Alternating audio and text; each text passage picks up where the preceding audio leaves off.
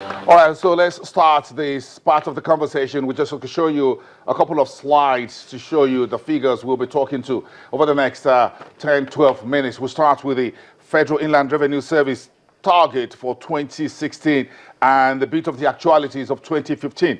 4.95 trillion was what Babatunde Fowler says he will be able to bring to the table. $24.9 billion by today's Naira dollar parity. Value-added tax will be about 40.3% of that.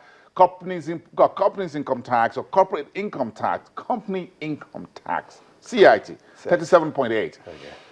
Petroleum profit tax, 16.1. Education will bring in 3.63. That was on the left side of the balance sheet. Now the other side, 2015, 4.57 trillion was the target. What was realized was 3.73 trillion, almost 1 trillion naira deficit there.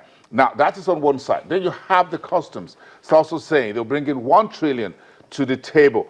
Actual collections last year was 747. The target for 2015, 944. That fell almost 250 billion naira there. Now, what is the state of the economy? Last year, we don't have the fourth quarter GDP yet, not yet out on the street, but the first 3 quarters show that the economy didn't grow too well. Oil sector grew 1.1% year on year after contracting 6.8% in the second quarter of 2015. Third quarter GDP were up to 2.8%, slightly better than 2.4%. Manufacturing sector contracted almost 2% year on year compared with 3.8% in Q2 2015. Analysts have been digesting FIRS revenue target, tax target for 2016.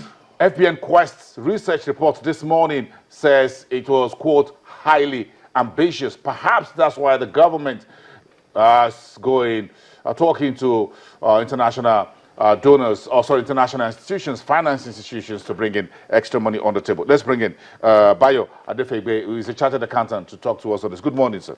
Hi, good morning. Give us your view on the subject matter. You've listened to us so far. Good morning, viewers. To my own understanding, I think if FRS wants to bring in 4.95 trillion, it's like scratching the surface of what potentials that Nigerian tax system has got to offer us. And it's understandable that actually the economy is on the downturn, but when you look at the percentage of the taxpayers that we've got in the net right now, you'll be amazed that it's well below 50%. So what I'm expecting Tunde Fowler and his team to be doing seriously is that there's not going to be any magic newly being introduced. All they'll be trying to do is just enhancing the taxpayers that come into the net bracket, that's all. And mind you, it's done it on Lagos, and Lagos is the economic nerve center of Nigeria.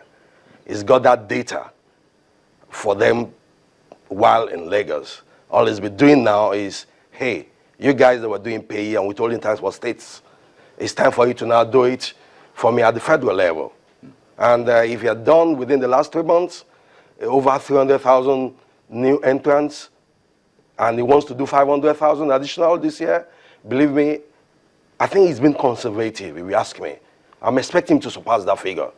In terms of where the economy really is, do you think, yes, you can bring in additional hundreds of thousands of companies into the dragnet, but what's the ability to pay? Because companies can only pay from what they earn. Thank you.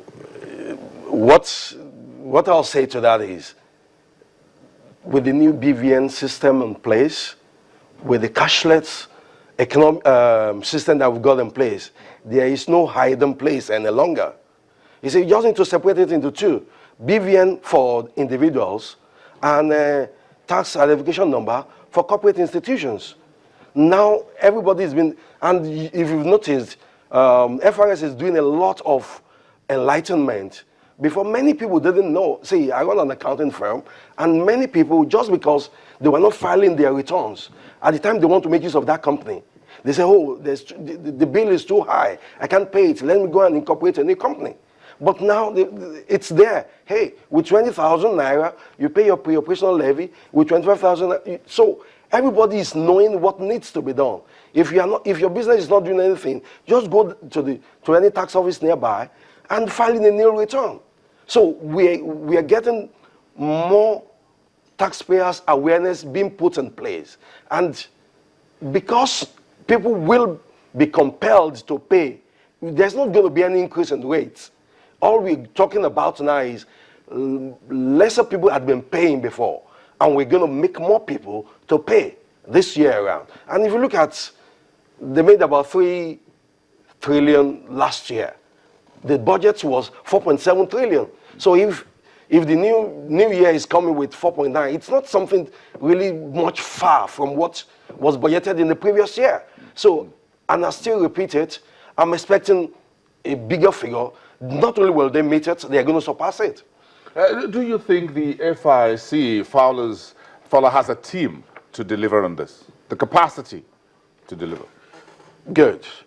You see, when we're doing a job like this, you must, he's new in FRS at the federal level, but I'd like you to know, he was able to make, if you know where Lagos State was coming from, and he wasn't in the system just for the income making generation only. He was there also to drive a team. It's the team that, say, a man can never make a forest, and he's surrounded with very, very competent professionals in Lagos. And if he was able to do it in Lagos, I'm expecting him to do a much better job. Right now, I know he has a few people that he has taken on at some sensitive positions in FRS, and these are some of the changes that I personally am expecting to get to see from him. Okay, at the retreats that started 2 days ago, this week, and he says, I'm going to quote him here, and I want you to react to this statement. The theme of the retreat was optimizing non-oil tax revenue collection through compliance and enforcement.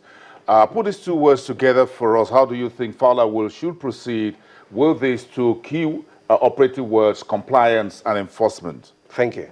You see, when you say compliance, that means there is an existing law being established, and you want to encourage, the word is encourage, people to know what those laws are.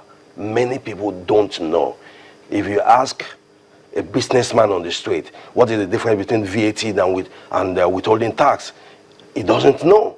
Not to talk of why he needs to pay company income tax. That's why he's concerned when he did a contract and withholding tax was taken out of it.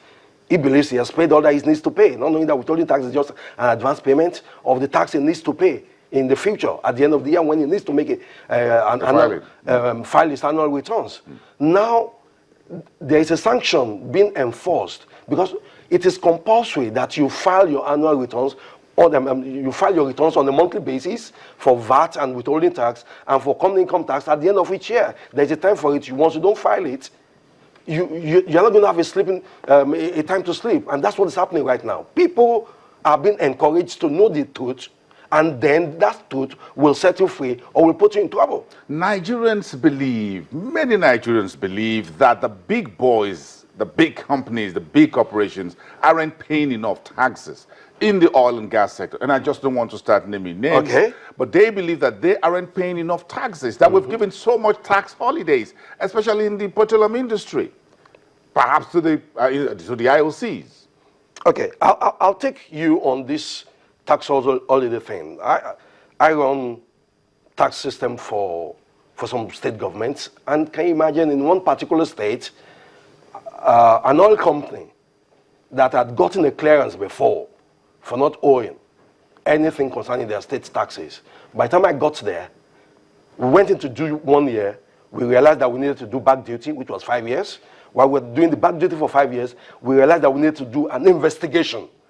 So we ended up doing 10 years tax audit for this particular company. And we came with a liability of 5.2 billion naira.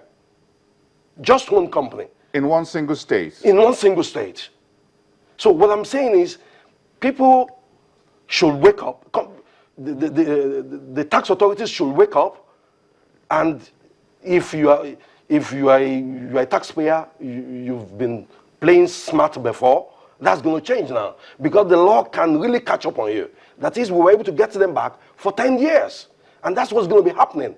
If they've had some holidays that is not justifiable, there's going to be a back duty assessment on them. There's going to be an investigation on them. So if they think they've gone scot-free, they're deceiving themselves. So you think $25 billion is just a piece of the cake? That's my own belief. There's so much money out there Yes.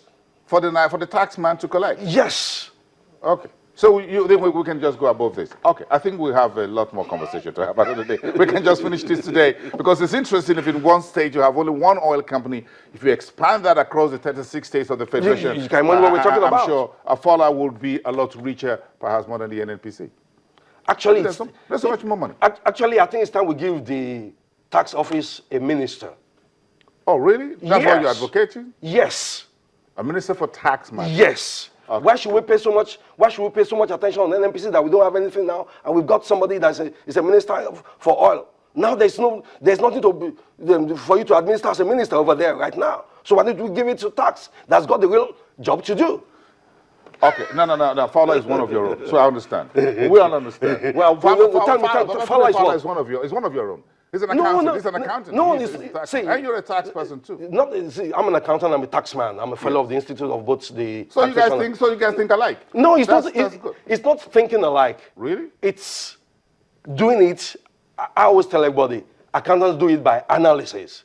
The analysis show the figures shows that there are beautiful opportunities, and we have ourselves to blame if we don't take advantage of it. And that's what 24 Hours is there to do for us in Nigeria. I'm sure he's listening. Thank you very much for coming. Thank you, too. We appreciate your time today. The man who is a chartered accountant here on the program, talking to us about the FIRS revenue target for 2016. Bayo Adefegbe.